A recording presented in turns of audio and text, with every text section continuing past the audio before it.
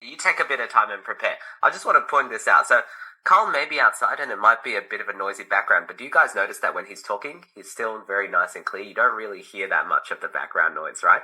This is how all voice programs work, and it's also how the PT program works as well, right? So if you do have a nice loud voice, basically it will isolate that voice and kind of ignore most of the background sound. Okay, that's why I've been pushing for everyone to use a nice big outdoor voice specifically. Yeah.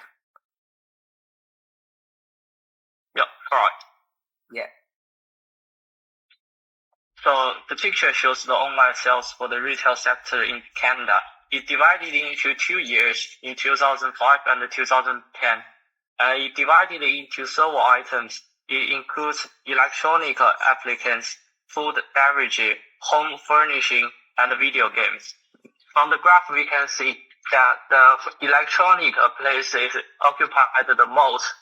It occupied 35% in 2005, and it occupies 30% in 2010. And from the graph, we can see the food occupied the second most. It occupied 22% in the 2005, and it occupies 32% in the 2010. Overall, it is a very interesting graph. Okay, very good. I think there's a lot of things that I do like about your speech, right? But I think the biggest issue that you're running into is still the fluency area, okay? And the fluency, I can hear that parts of your speech are templated, but the problem with the speech is that there's still a little bit too much freestyling, and it might sound weird, but your speech is a bit too logical, and that's actually causing you difficulties. Let me explain to you why. The sentences that you have the most problems with are the sentences where you're actually telling me what the highest and lowest figures are. Okay? And I want this pen that I'm going to use, this pen that I'm drawing with, to represent your eyes and where they're moving. Okay? So you're saying to me, for example, the largest number is 35%, right? Something like that, yeah? So here, this is your eyes at this point. And then you're going to say the largest number is 35% for electronics and appliances in 2005. Right. Do you see how you're kind of going all around the picture to search for information and collect it together? Right. This is too complicated, and this is what's causing you to have lots of hesitations in the middle of your speech, right? This has nothing to do with your language skill.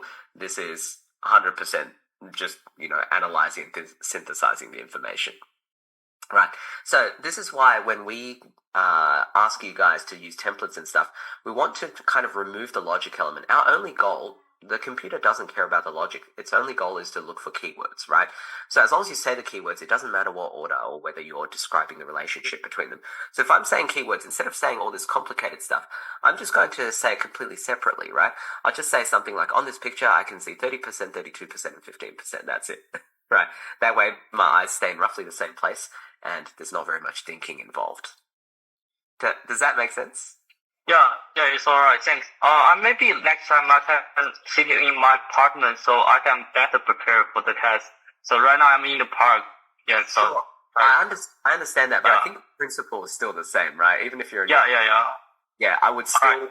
I don't want you to memorize these sequences in your head. It's generally not recommended. It's much easier for you just to directly read numbers, right?